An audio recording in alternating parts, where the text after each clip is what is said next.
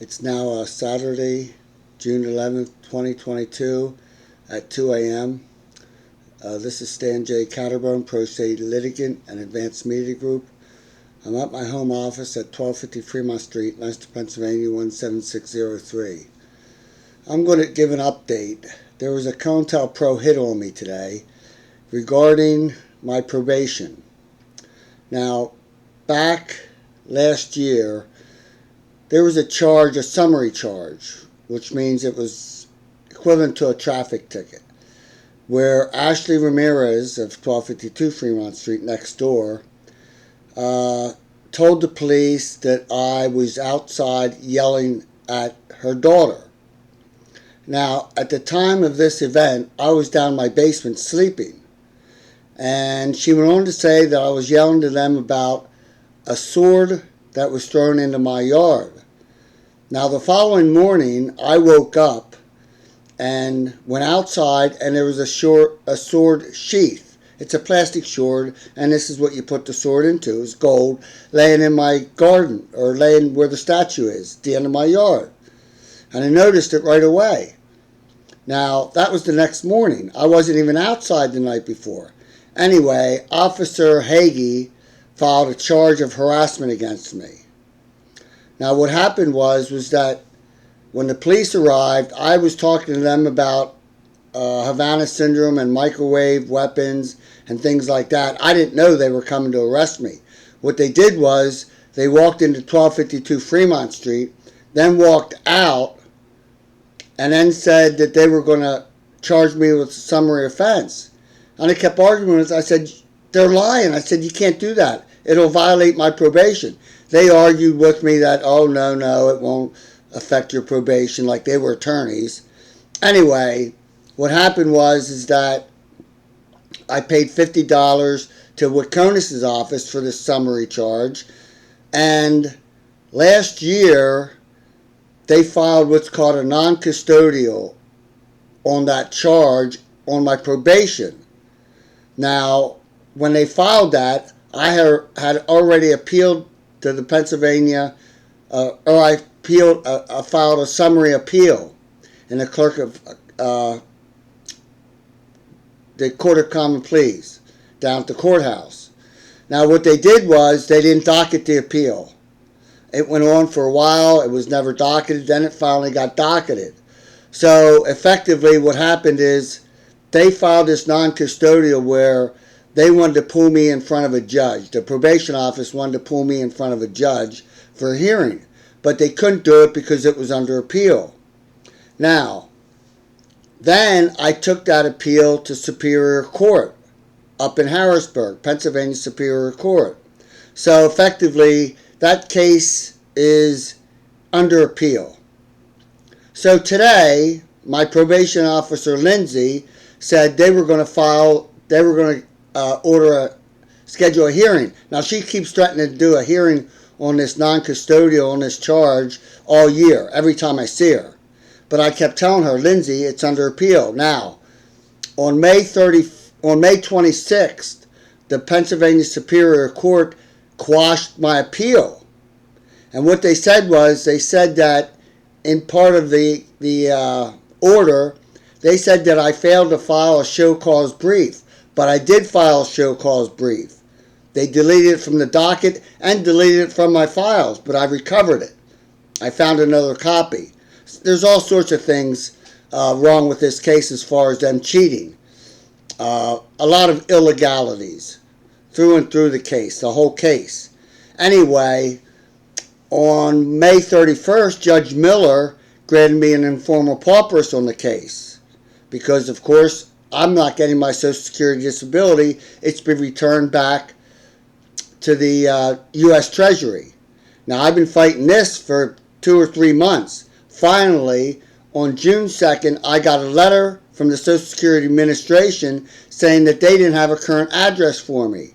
So someone apparently called up Social Security or mailed them or did something where they removed my address. So anyway, when I got the letter, right away I sent a certified letter back to Social Security.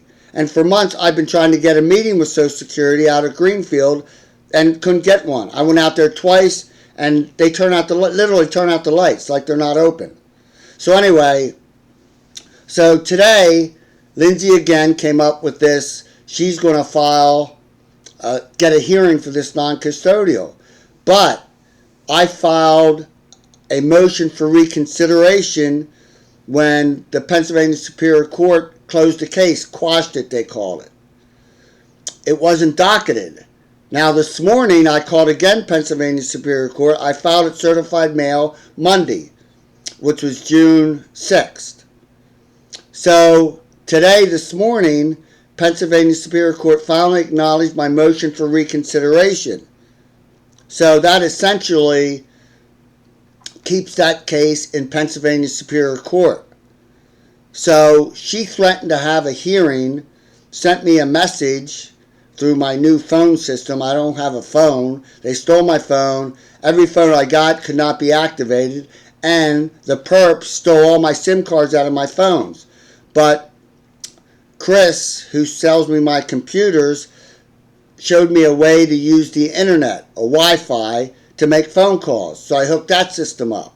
So she sent me a message saying that they scheduled this non-custodial hearing for June 25th. And what they want to do is they want to cheat. They either want to get me into the psych ward again or prison illegally, of course, just like every other time.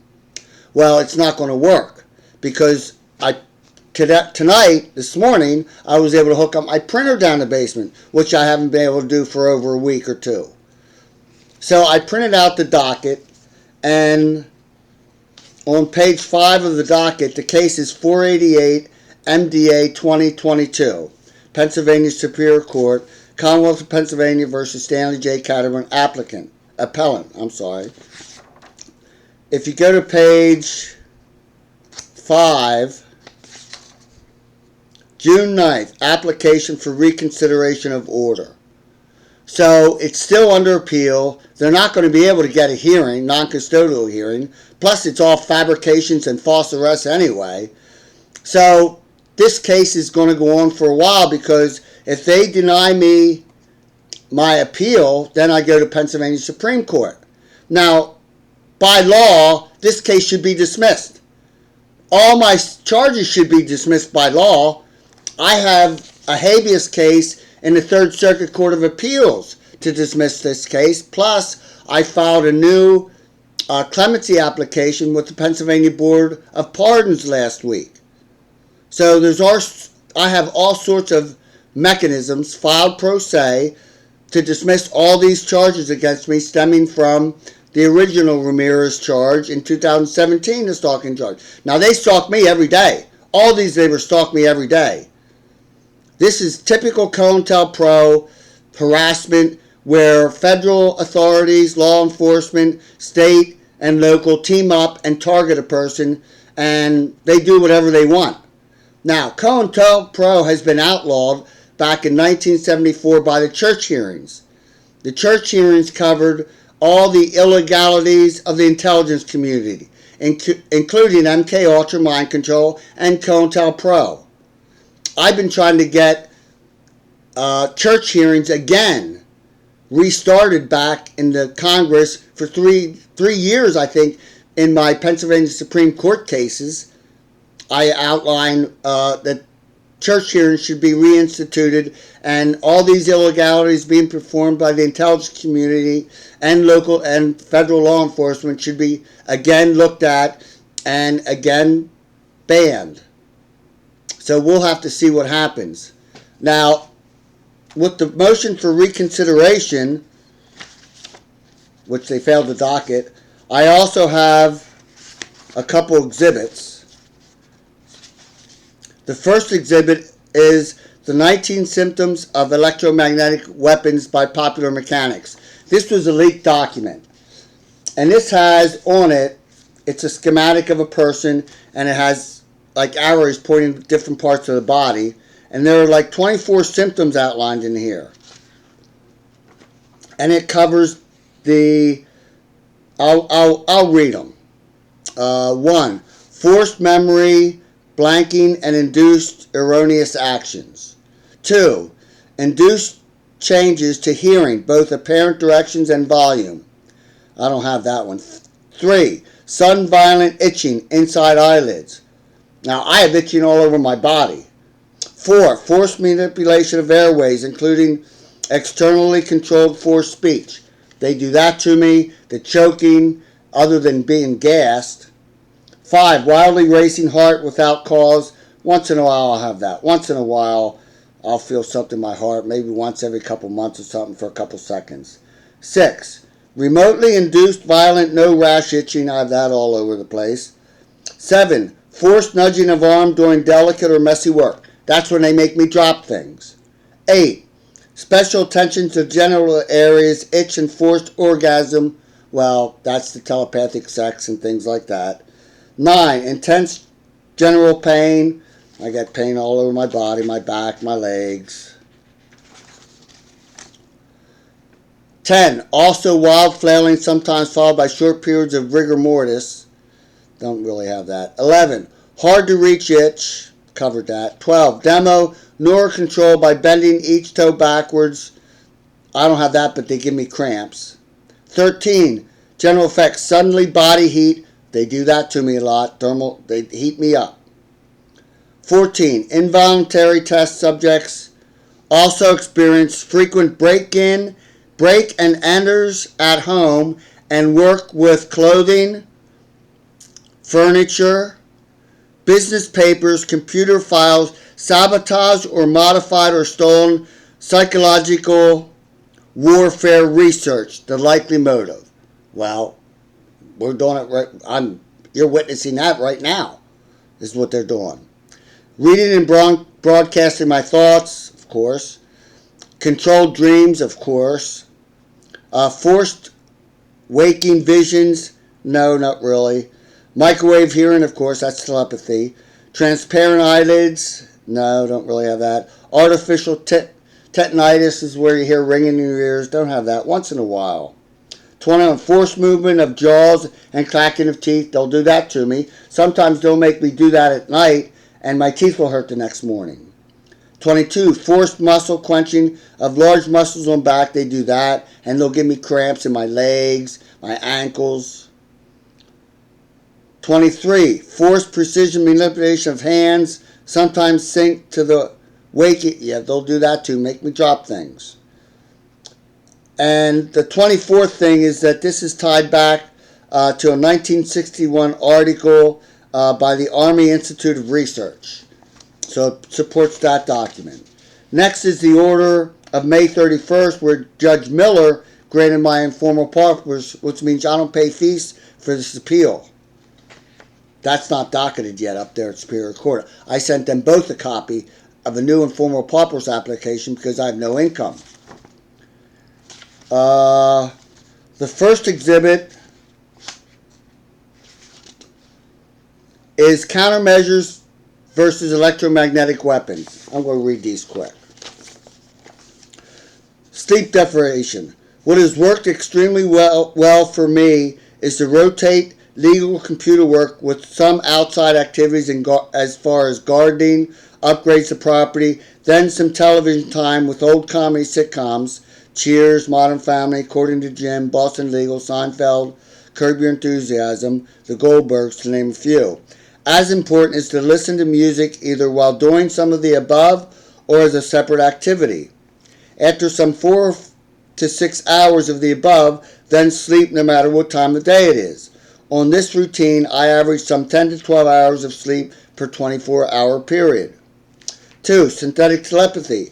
I have not found any method to silence the telepathy, but I do treat the telepathy as if they are connected as friends, adversary, terrorists, etc. Music does help to keep them in the background somewhat. 3. Pain. Aside from opioids, I use CBD flower instead of medical marijuana. I found it to be as effective, less expensive, with easier access.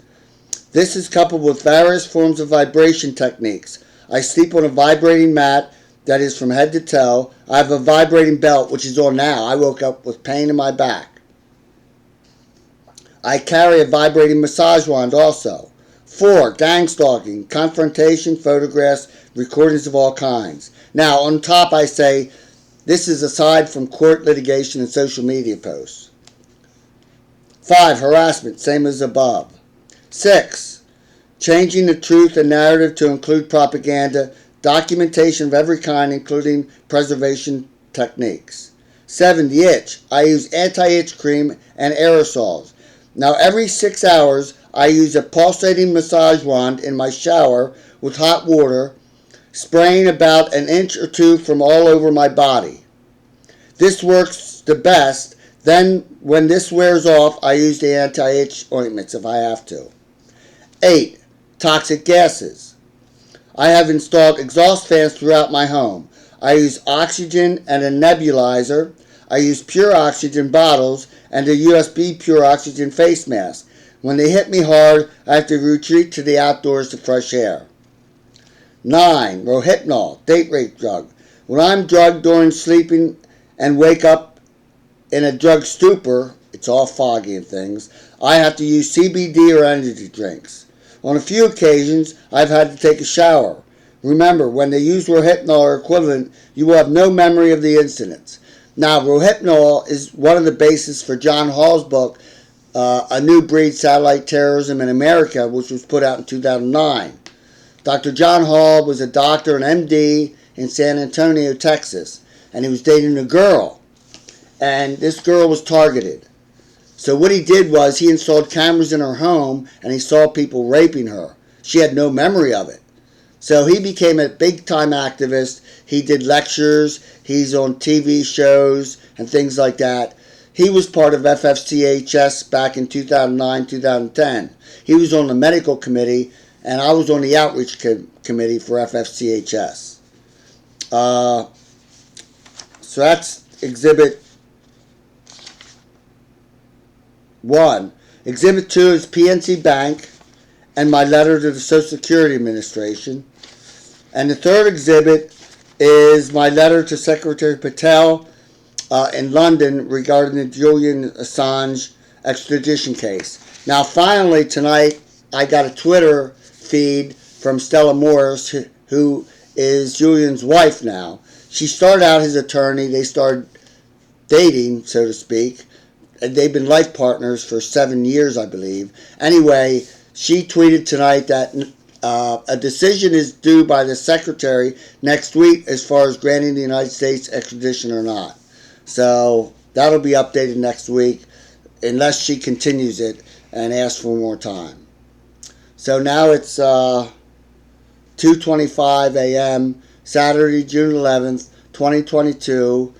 This is Stan J. Caterbone, Pro Se Litigant and Advanced Media Group. I'm operating right now, as always, out of my home office at 1250 Fremont Street, Lancaster, Pennsylvania, 17603. Good night and have a nice weekend.